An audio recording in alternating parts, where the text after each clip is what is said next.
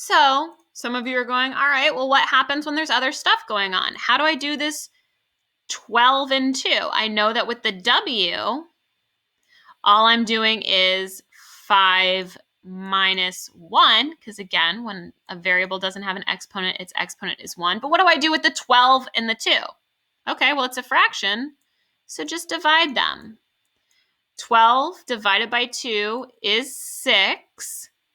And then we have our W, 5 minus 1 is 4. Keep things separate. The only things you want to lump together are when they have the same base. So going down to parts G, H, and I basically separate them by their bases. You can't multiply it all out if they're different numbers. I'm not going to combine the 3s with the 5s. I'm not going to combine the 5s with the 7s. Each thing is separate. So for my 3, my exponent is 4 minus 2. For 5, I have 2 minus 1. And for 7, I have 5 minus 3. Notice I'm evaluating each set of bases one at a time. So that's going to give me 3. We have 4 minus 2 is 2, 5. 2 minus 1 is 1, and 7. 5 minus 3 is 2. I want you to leave your answer like that.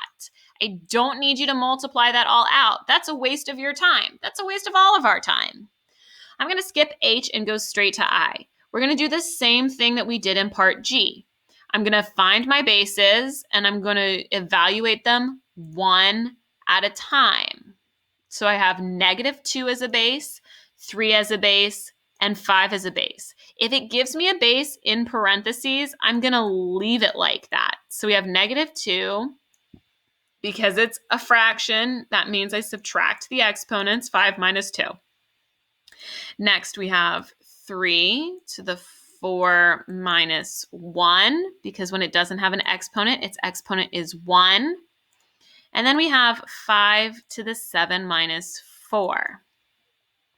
That gives me -2 to the 3rd, 3 to the 3rd, that's a 3, and 5 to the 3rd.